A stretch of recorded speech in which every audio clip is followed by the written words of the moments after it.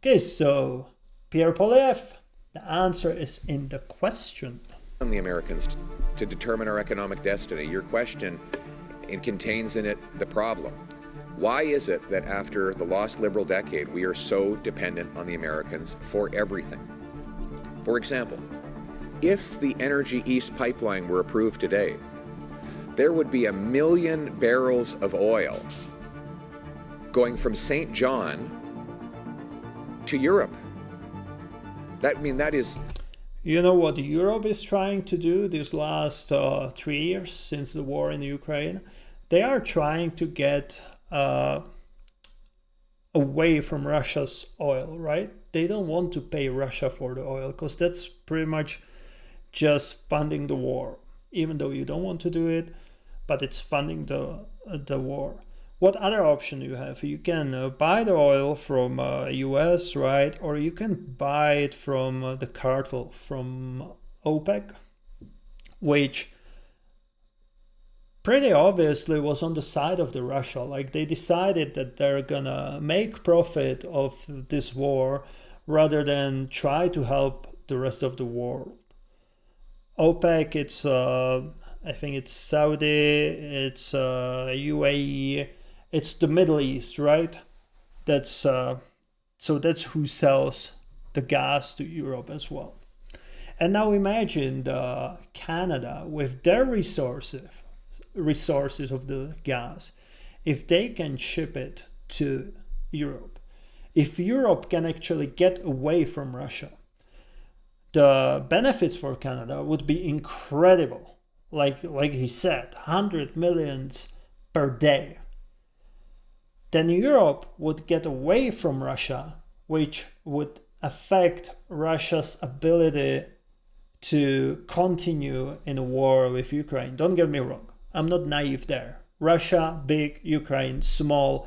Obviously, they need to negotiate a peace. There's no way Ukraine can beat Russia. There's no way. I don't even think European Union would be able to beat Russia. Like it's just, you can't, the democratic regime, I don't really think that they can beat communist regime of the size of Russia. Because the difference is that communist regime is literally, you're gonna go to war, fight for us, or you're gonna go to prison. We're gonna take all the land from your family and your family will suffer. So what are you gonna do? Are you gonna think about your family or are you gonna think about some ideals? And that's the difference between a democratic country and communist. And again, the size and the population and everything, like there's no way it can end differently than negotiating the peace or complete annihilation of the Ukraine. And I really hope that President Zelensky finally understands that and he's going to try to negotiate about the peace. But anyway, that's a little bit off topic, right? But can you imagine if we had this pipeline, how beneficial it would be for pretty much everyone? And yet it did not happen thanks to the Liberals. It's almost $100 million, depending on the price of oil. It's almost $100 million a day that would be transiting through here, paying refinery workers and all the businesses that they shop at around here. Let's talk about one other thing. Paying refinery workers. That's one of the jobs that is probably not gonna get replaced by AI. So that's another thing that it would be beneficial for Canada, just creating more jobs. And refinery worker, that's a hella good salary, right? Here to sell to Europe, and the Americans wouldn't be able to do a damn thing about it because it would have been a direct transit out of North America to an overseas economy. And Canada would be self-reliant. Like, how can you vote something like this down? How can you not allow it? Something that would improve economy so much. I don't understand that.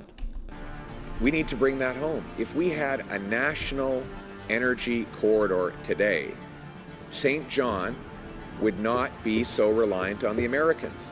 We'd be able to transit in billions and billions of dollars through this incredible city without worrying about what the Americans think. That is what we're trying to do with this Canada First policy. And the choice in the election is, after a lost Liberal decade, with costs and crime up and the economy down under the American thumb, do they deserve a fourth term in power, or is it time to put Canada first for a change with a new Conservative government that will axe taxes, build a national corridor, ship our resources around the world while bringing powerful paychecks home, making us strong enough to stand up to the Americans? Another one of the natural resources that didn't happen thanks to the Liberals is LNG, right? Liquid natural gas.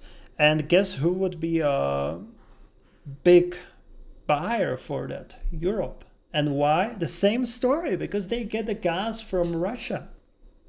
And again, they're trying to get away from it because in the end, it's pretty much funding the war, right? Now imagine if we were able, if the Liberals wouldn't vote it down, we could have made so much money and help this war as well at the same time.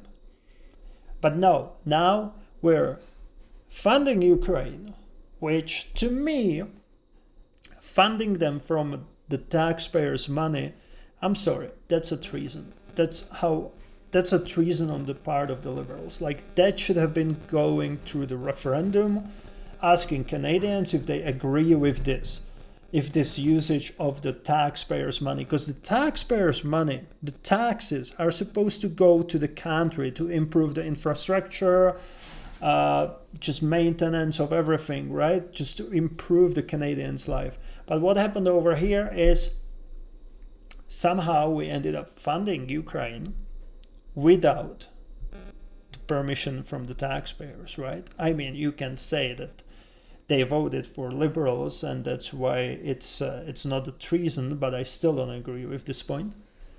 So that's one thing. So we're funding the war in Ukraine by funding Ukraine without giving them any conditions that they need to deal about the peace.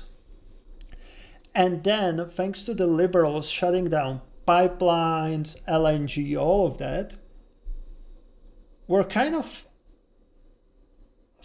indirectly funding Russia as well, because we had the option to make money, help Europe, and by helping Europe, the Russia would lose money. And yet, it did not happen for some reason. Well, the reason is that Liberals obviously don't care about the normal Canadians. Anyway, let's go over here. I think this is pretty much directly connected to the video we just watched. It's a beautiful sunny day today in New Brunswick, and I'm standing here with Melissa Young. Yep, she's a great champion of the carpenters. She's been working in the Carpenters Union for many years, getting our tradespeople working. But behind me, there could be a lot more work going on. That is the Irving refinery, where the Energy East pipeline was supposed to go, bringing 1 million Western barrels east to the coast, where it would be processed, often put on a ship, going around America and breaking European dependence on Putin to turn dollars for dictators into paychecks for our people. The Liberals killed that project. That's what I said. Yeah. With rule changes, bureaucracy, and doublespeak, and then passed the No New Pipelines Law C-69 to make sure that never again could a project like this get off the ground. Today I announced we're going to repeal C-69, the No New Pipelines Law the Liberals put in, and bring in a national energy corridor, pre-approved route with permits in place that will allow a company to come along and rebuild that. As a great New Brunswicker and someone who's worked in the trades, what do you think? Let's build it, let's bring it home. And this will mean, do it. what will it mean? There's how many workers up there?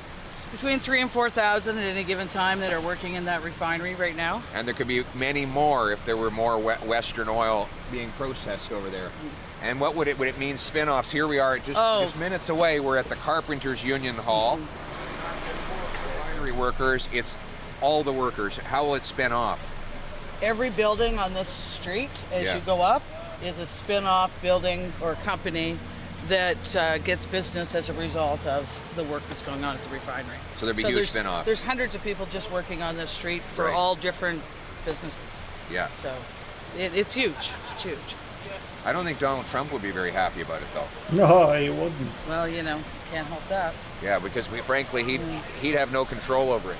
No. If this oil was going here, then Trump wouldn't be able to do a damn thing about stopping it. I mean, let's talk about it a little bit. I actually think he wouldn't be too bad. Like, too sad, too mad, whatever you want to say. Like, I don't think Donald Trump would be too bummed, because if Canada's doing good, and if they invest something into the army, then they would be able to protect the north part of North America, right?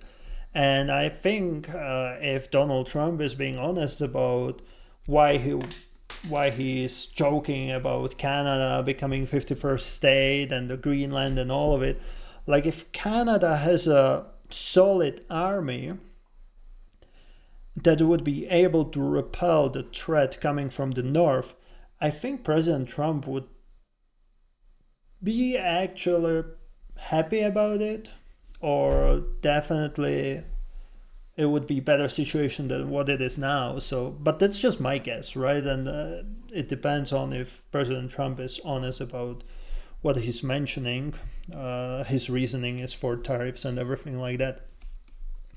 But no, definitely, like, refinery, like, how could liberals vote this down? Something that would improve economy so much.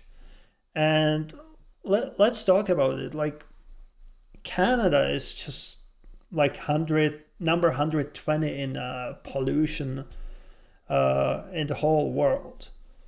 So if you're able to do this pipeline, make shit ton of money, improve the quality of life for Canadians, even the transition to the environmentally friendly energy would be easier, because you would have money to do it. Like, you wouldn't have to have carbon tax and stuff like this, right?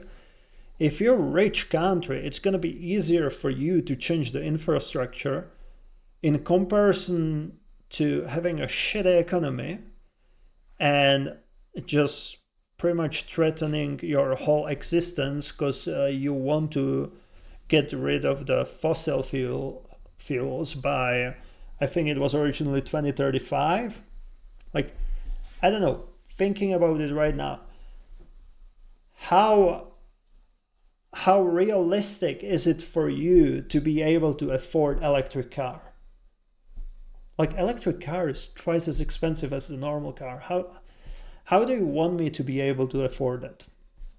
It's ridiculous. But if the economy is better, if the salaries are better, taxes are lower, maybe the price of the electric cars is lower, then we can talk about it, right? But right now, it's literally I bet for more than 50% of Canadians, right now the life is about surviving. Like, we can't even think about electric cars right now.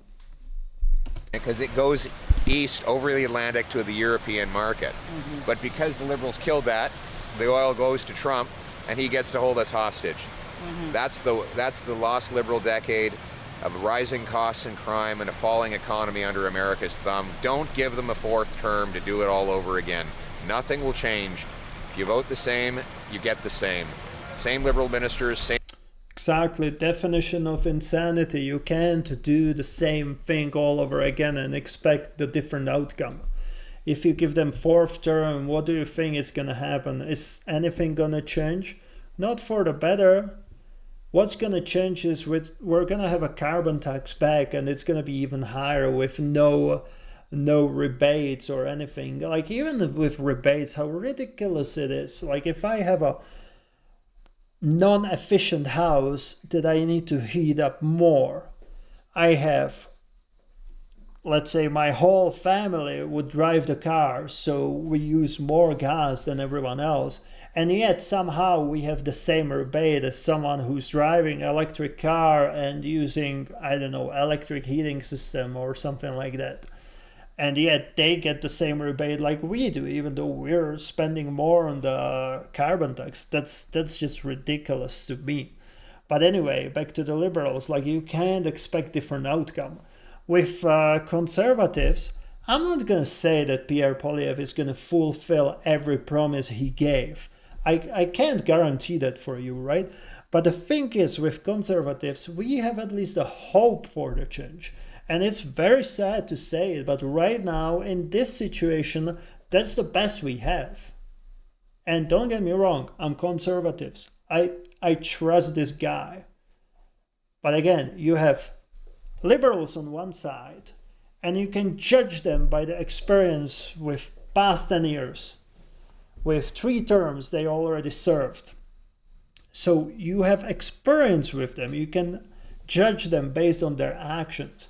With conservatives, you just have to go by faith, by the promises you see. But either way, like, are you happy with the situation right now? And I'm not talking about Donald Trump. Donald Trump is just the tip of the iceberg. So are you happy with the situation that was here on January 1st? If yes, then I can't help you. But if you're not happy with that and you want some change, vote for this gentleman, Pierre Poilievre. Let's get a better shot. Same liberal policy. Okay, that's a better shot. Let's vote for Pierre Poilievre to give us a hope for a better future. Because there's nothing like that with the liberals. And the 4th term, really? Come on, you should have learned your lesson. And looking at the previous election where liberals built a minority government, hopefully you did learn your lesson. Anyway, let's finish this video. Policies, same liberal lies. What we need is a government that will put Canada first for a change. With a new conservative leadership. It will axe taxes, approve pipelines, bring home resource jobs so that we can stand up to the Americans from a position of strength. What do you think, Melissa? I think you're right on, leader. And you know what I think? I think you're the next member of Parliament for St. John. Let's hope so. So let's bring it home. Thanks a lot. Okay, just one more thing before we end this part. I understand that you might not be a liberal or conservative or not even NDP. But this election right now is literally about 2 parties, about the liberals that, like I said, you have experience with them for past 10 years. You know what to expect, and that's exactly what's going to happen. Nothing's going to change. Or you have conservatives, which, like I said, we can only hope for the change.